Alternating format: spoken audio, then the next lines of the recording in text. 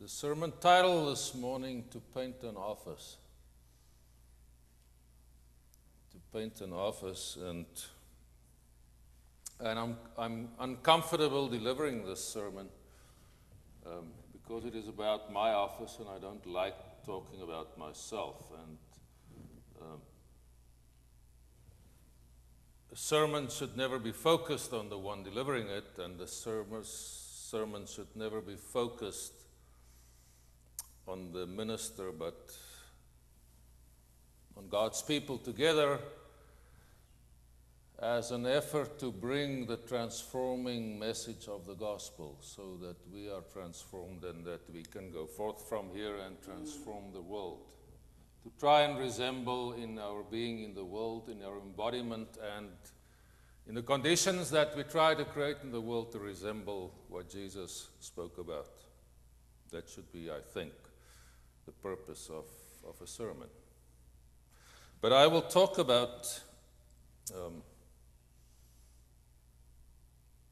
the painting of my office today, and I will leave Amy's office out of it because she probably had a different reason, because she's artistic, and I think she and other women are more inclined to want to beautify the environment.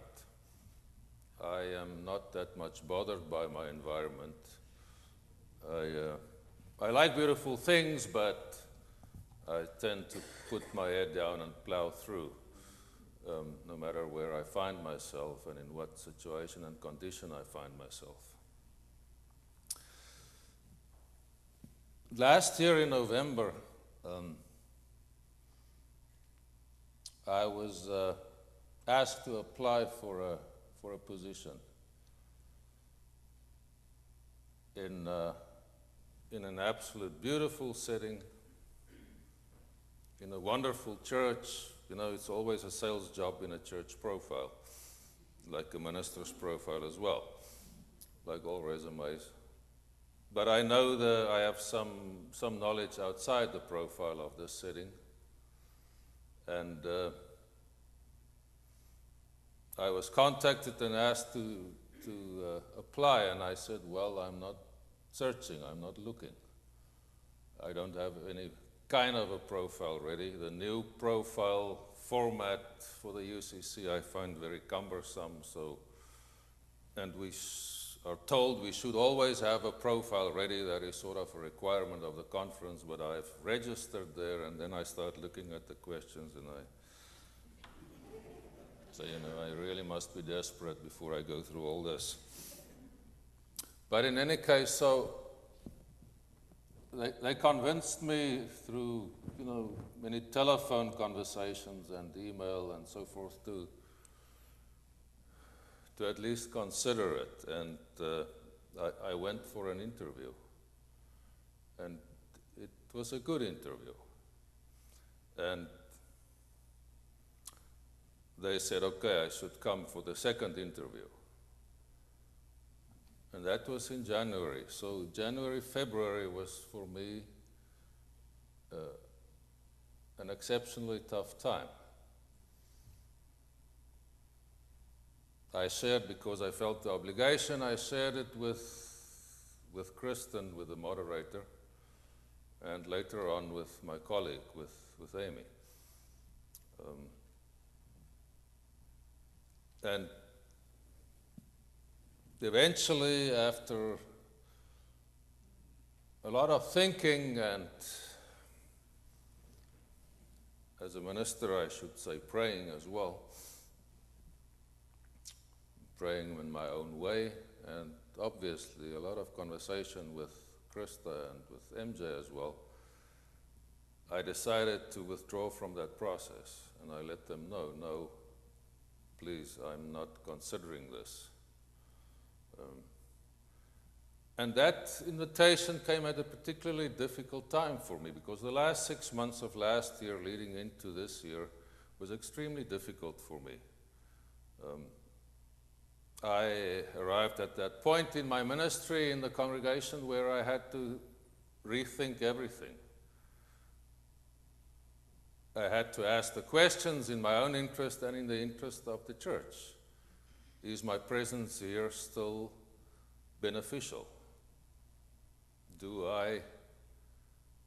Am I able to lead the church in the direction that I think it should be going, and is that direction the right direction for the church? Have I taken it as far as I can do, and have I reached the limit of my ability in that regard? Questions like that. I still couldn't arrive at an answer leading into this year. I was still not sure where to go, and therefore the book of Numbers, in a way, for me became, after I looked at the Hebrew name especially, relevant, because in Hebrew it means in the desert or in the wilderness. That's how I felt. I don't know if there is life in my presence here, and I don't know where to go from here.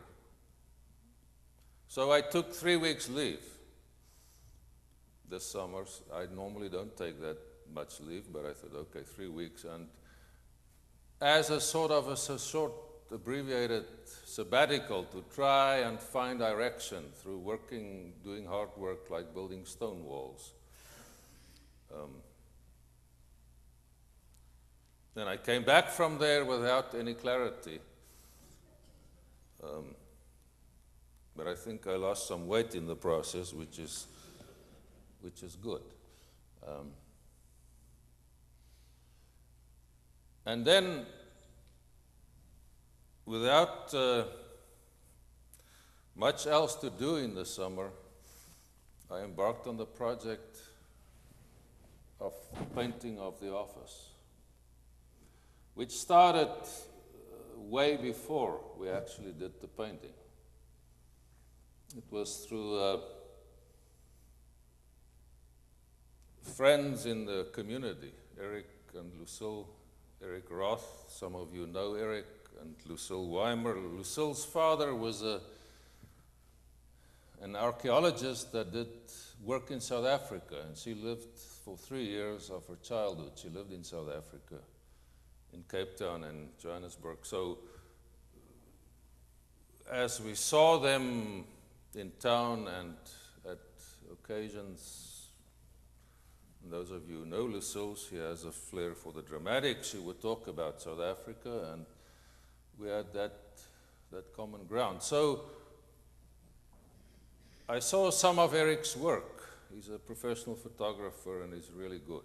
Some of the buildings that he photographed in rural America in the South, especially, were extremely beautiful. And he said, let's put some of these in your office. And Lucille said, yes, and I'll do the decorating. And I said, yeah, let's do it.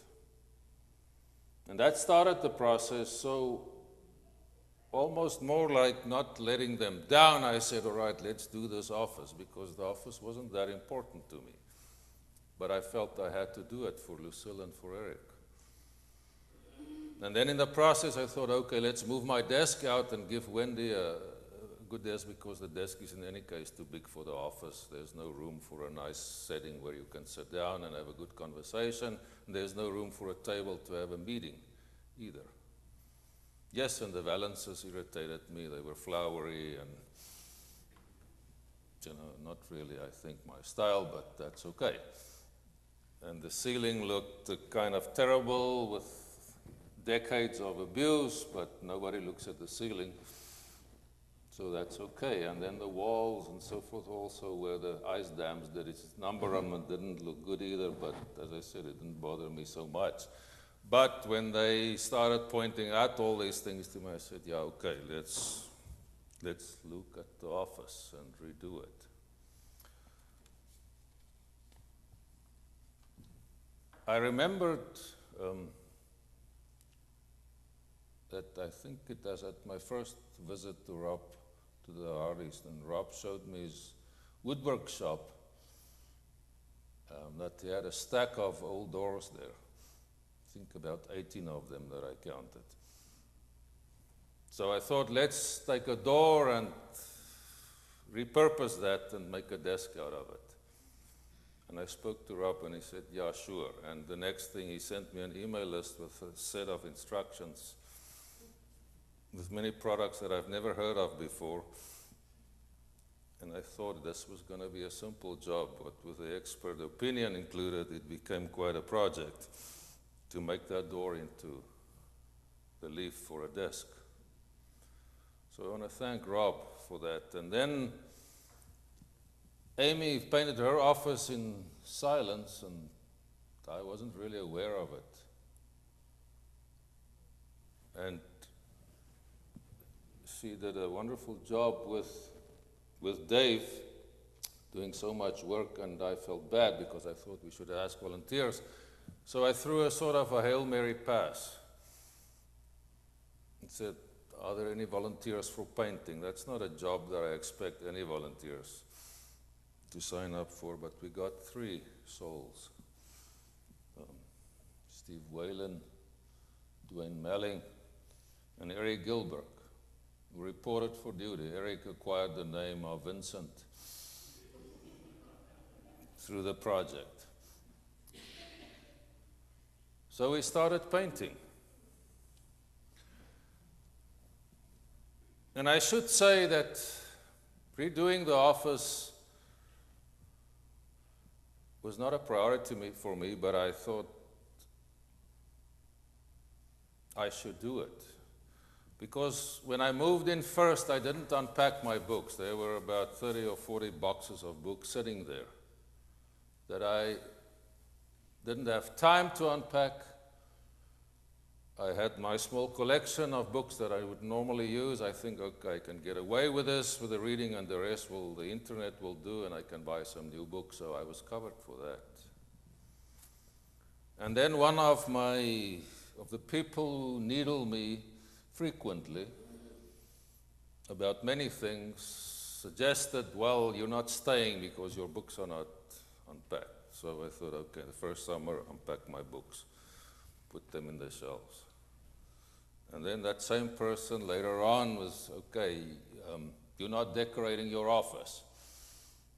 Therefore, you will not be staying. And so so I said, okay, I'll just ignore that one. But the second summer, I worked through all the 3 filing cabinets and all the drawers and many places and the cupboards below the shelving containing an immense amount of paper. I got rid of that, and I kept one drawer that I think was still relevant. So this was the next phase, and as I explained to you this long story, my heart wasn't in it. But painting is like mowing your lawn. It's one of the most gratifying things you can do, I think, for a minister and similar professions, because you see immediate results. You mow the lawn, you see this is done, it looks good, this still needs to be done. You can do it without asking permission, without this long process of convincing people this is what we need to do, without trying to balance different perspectives, and so you just mow your lawn, and the same there. You just buy the paint. It's not that expensive. You don't need to apply for a huge budget to do it. You can just do it. And what a pleasure it was to work with Vincent and his team to redo the office. Because they represented a good mix, I think, of the congregation. Dwayne, a relatively new member, and also in political sense, they were from both sides of the aisle. So it was interesting as we worked along, the conversations. There was common purpose. But we dwelt into, not through my suggestion, but somehow people started talking about the macro-political environment around food at Dunkin' Donuts in one of the breaks. And it was a good and a civil and I think a meaningful conversation. So entering into this process for me was sort of a catharsis. And it was for me like the scene described here of the 12 scouts sent out to Canaan. Go and see what you find there. And we know the story that Joshua and Caleb brought a different report. There is somewhere, I remember from my childhood, this etching or an engraving of two people carrying a bunch of grapes between them. That because it's so heavy, not one man cannot carry it. I don't know if you've seen it. I don't know where it's displayed. But these two people carrying this massive bunch of grapes coming from Canaan, as the passage said, that was the season of the first ripening of the grapes. And the two groups, the 2 and the 10, painted a totally different picture. The one says, no, it's too dangerous. We cannot do this. It's impossible. We should stay here. The other two say, no, it's a good land. It's a land overflowing with milk and honey. It's a land that has a lot to offer. And if we go in the name of God, Joshua said, if we go as God's people, we will be able to conquer them. Even the difficult ones, the huge ones, the land of the giants, it was called the Nephilim. If you Google Nephilim, you will still find in the dark corners of the internet today the theory about the giants. They connected it to aliens visiting and also to, it's very interesting, sorry, I'm going to take a little aside here. They connect the Nephilim to a skeleton of dinosaurs that were discovered in Central Park in New York. And they superimpose the people of the conspiracy theory on that bones of the dinosaur, the torso of a human being and the skull of a human being. And they connect that to the dinosaur, and on the picture it looks like a giant. So they say these are the giants that the Bible speak of, and then they say it's the FBI and the Iraq war, and they go places with this. I encountered it in Auckland in New Zealand as well, the Nephilim and the aliens and this thing that is so secret.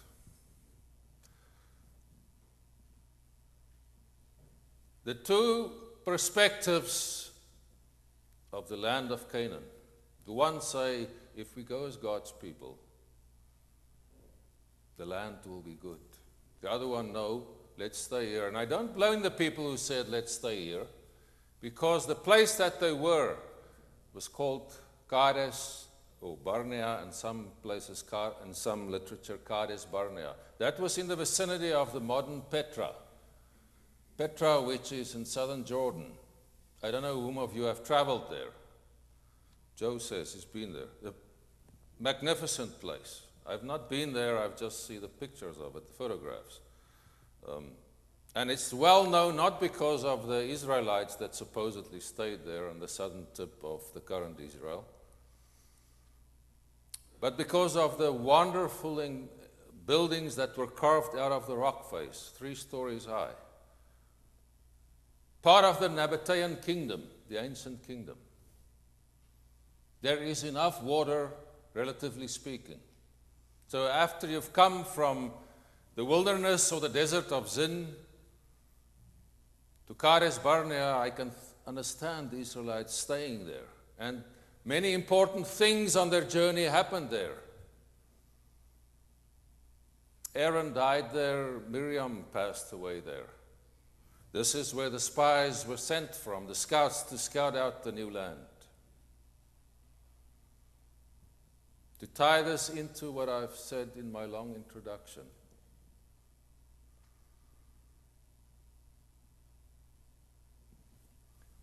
looking towards the future, through the painting of the office, and through what I experienced there, and through the gracious connection with the community, people stepping up, giving of their time and their talent, through the volunteers and what they did, and through the conversations that I witnessed and had the privilege to be part of. That eventually brought me around to say, okay, I think there is still work for us to do together.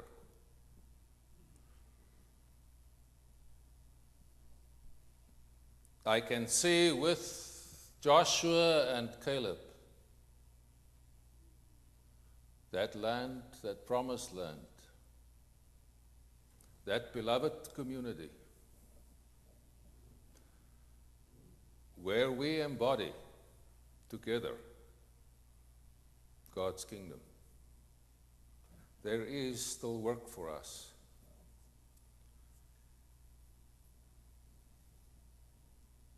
And I've committed myself to journey with you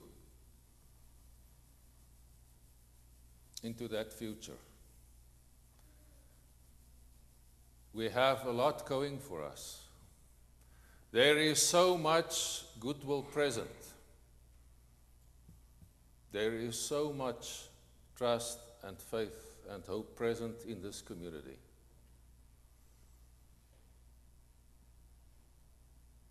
I am no fool, or in certain respects, I'm not a fool. I've lived too long to continue to be one. So I do not think that all is milk and honey. There are flaws in this community as in any community. There are things that we need to change to be and become that community, the beloved community. There are behaviors that are still present and that seems to be part of the DNA of the community that we still need to change. We have to call each other to task to walk with integrity and honesty and openness. We need to commit as a community to that identity that Joshua spoke about here. That identity that dictates, that invites, that forms and that unites everybody to walk in the ways of Jesus. With that, the ideal of the beloved community is not only attainable, but it will happen. And to that I want to invite you.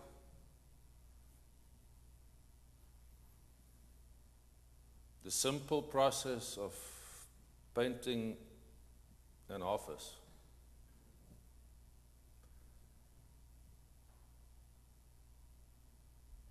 brought perspectives to me that no amount of leave or thinking, praying, reading could bring. It grounded me in what is at the heart of this community, the relationships between people. Those relationships grounded in God's love that fills us with a trust, with a love, with a hope to journey together, being transformed by God's Spirit, teaching each other, learning from one another, and walking in faith into a future that will be life-giving, not only to us, but to this community and the world as well. Let us do that, and may we find many more offices to paint in our journey together. Amen.